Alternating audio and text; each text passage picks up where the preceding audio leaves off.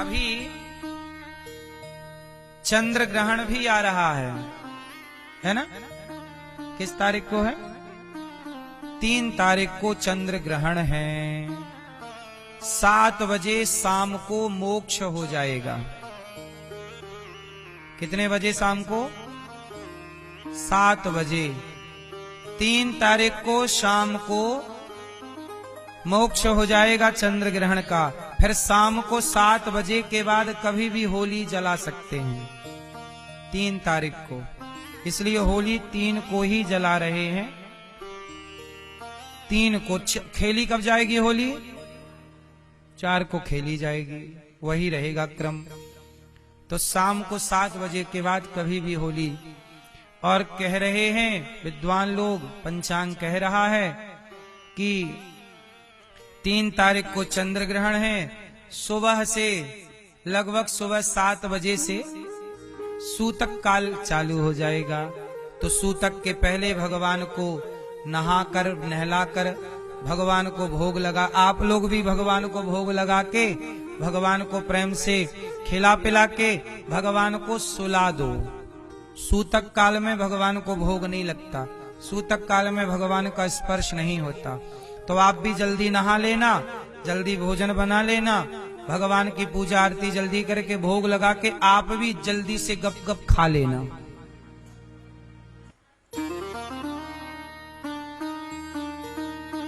क्योंकि सूतक काल में आपको भी नहीं खाना चाहिए।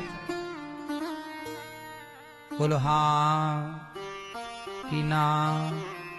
वो व्रत रहना है, फिर शाम को खा लेना 7 बजे के बाद। सूतक काल में नहीं खाते। छोटे छोटे बच्चों का दोष नहीं होता, बच्चों का और बूढ़ों का दोष नहीं होता, पर शरीर सब ठीक ठाक है तो शास्त्रों के नियम का पालन करना चाहिए। अपने घर में हर वस्तु में तुलसी का पत्ता डाल देना चाहिए। जैसे ग्रहण काल, अच्छा ग्रहण काल में क्या करना चाहिए? ग्रहण काल में क्या करना चाहिए? ग्रहण काल जो है वह 3:20 से चालू हो जाएगा। ग्रहण काल कब चालू हो जाएगा? 3:20। अच्छा 3:20 तो यहां दिन रहेगा, लेकिन अन्य जगह पर भी ग्रहण काल ज्यादा दिख रहा है। जहां जैसे अभी यहां दिन है तो अमेरिका में रात है। तो शाम के जब यहां पूर्णिमा का चांद निकलेगा तो वो ग्रसित होगा, इसलिए ग्रहण भारत में भी दिख रहा है। तो आपको क्या करना चाहिए कि शाम को 3 साढ़े 3 बजे से लेके 7 बजे तक अपने मंत्र का जाप करो। कहते हैं ग्रहण काल में जो मंत्र जपते हैं वह मंत्र जल्दी से सिद्ध हो जाता है। अन्य समय पर किया गया कोई भी पुण्य और ग्रहण काल में किया गया जप कई गुना श्रेष्ठ है। इसलिए ग्रहण काल में आप जाप करें अपने मंत्र का, जो भी गुरुजी ने दिया। श्री नहीं आए कोई मंत्र नहीं है तो श्रीमन्नारायण श्रीमन्नारायण श्रीमन्नारायण, श्री कृष्ण श्री राम जय जय राम, श्री राम जय जय राम। इन मंत्रों का जाप करो और मंत्र का जाप करके अपना ग्रहण काल में अपने जीवन का ग्रहण टाल लो। ये चंद्र ग्रहण है, फिर होली खेलेंगे। आप सबको होली की बहुत बहुत शुभकामनाएं। आप लोग होली खेलते हैं कि नहीं? नहीं खेलते? बाबूजी आप नहीं खेलते? ये आगे वाले आपसे होली खेलते हैं? आप नहीं खेलते, क्यों? आप मुस्कुराते नहीं हैं, हंसते नहीं हैं? थोड़ा हंसा करिए। हमेशा टेंशन में क्यों रहते हैं? हंसा करिए, मुस्कुराया करिए, खेला करिए। बुढ़ापा भी आनंद से जीना है। लोगों को जीने की कला नहीं आती। हमेशा खेलना कूदना, बूढ़े लोगों को भी खेलना चाहिए, बच्चों के साथ खेलना चाहिए। जो बूढ़ा बच्चों के संग खेलेगा वो खुश रहेगा, और जो खुश रहेगा वो बीमार नहीं पड़ेगा। आप लोग ना अब जल्दी बड़े हो जाते हो, मैं बड़ा हूं, बूढ़ा हूं, क्या खेलूं, अब बैठे हैं बिल्कुल ऐसे, इससे आप बीमार पड़ेंगे। सबके लिए बोल रहा हूं, किसी एक के लिए नहीं। मैया तुम क्या देख रही हो, इस तरह तुम भी तो बैठी थी ऐसी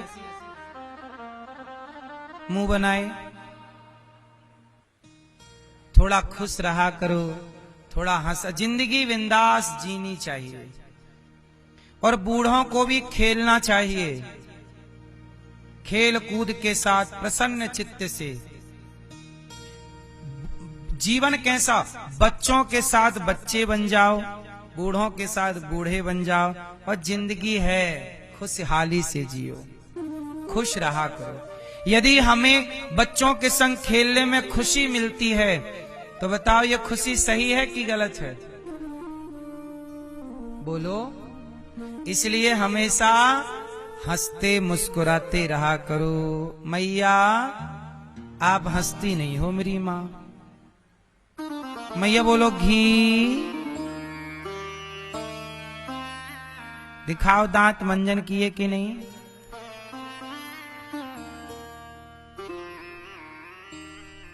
ऐसे हंसोगे तो एक दूसरे के लोग दांत देख लेंगे कि आपने ठीक से ब्रश किया कि नहीं। हमारी कुछ मैयाएं तो ऐसी हैं बेचारी, लिपस्टिक लगाती हैं तो दांत में लग जाती है लिपस्टिक, और जब हंसती हैं तो ऐसा लगता है कि पान खाई हैं। हाँ या ना? हमारी मैया ने जल्दी से दांत साफ कर लिए कि हमारे तो नहीं लगी।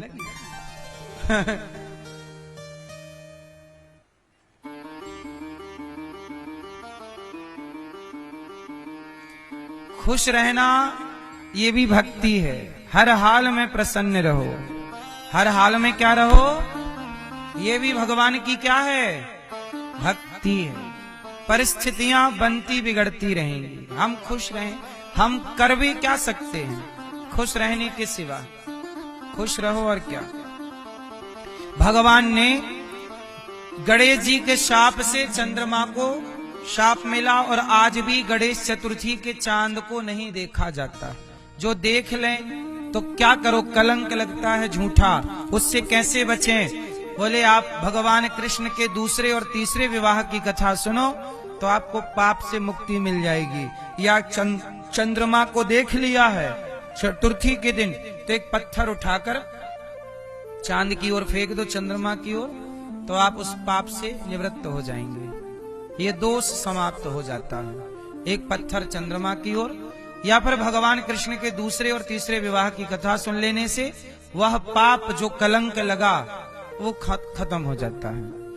तो भगवान का विवाह जामवंत जी से हुआ, जामवंत की बेटी जाम्बवंत जी को युद्ध में पराजित किया और जाम्बवती से विवाह हुआ।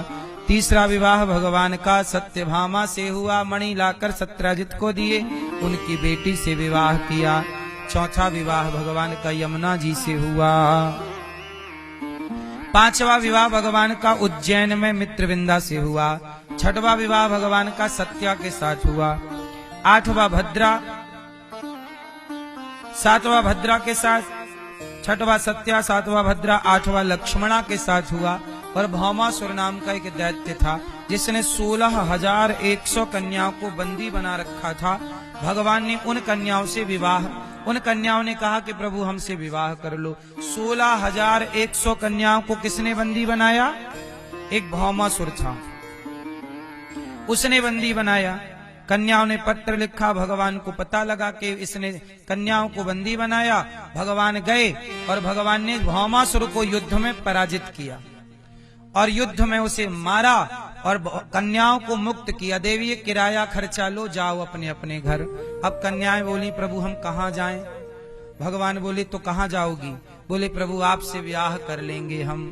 भगवान बोले तुम 2-4 होती तो हम कर भी लेते, 16,000 हो, हमारे 8 हो चुके हैं। कन्याओं ने कहा तो हम कहाँ जाएं, हमें कोई स्वीकार नहीं करेगा, ना हमारा पिता ना हमारा भाई कोई स्वीकार। कहेंगे कि तुम परपुरुष के पास रहकर आई हो, कौन ब्याह करेगा, हमें कौन स्वीकार करेगा, हमसे कौन ब्याह करेगा। ऐसी स्थिति में प्रभु आप भी स्वीकार नहीं करेंगे तो हमें कौन स्वीकार करेगा। दरबार में बंसी वाले के दुख दर्द मिटाए जाते हैं, दुनिया के सताए लोग यहाँ सीने से लगाए जाते हैं।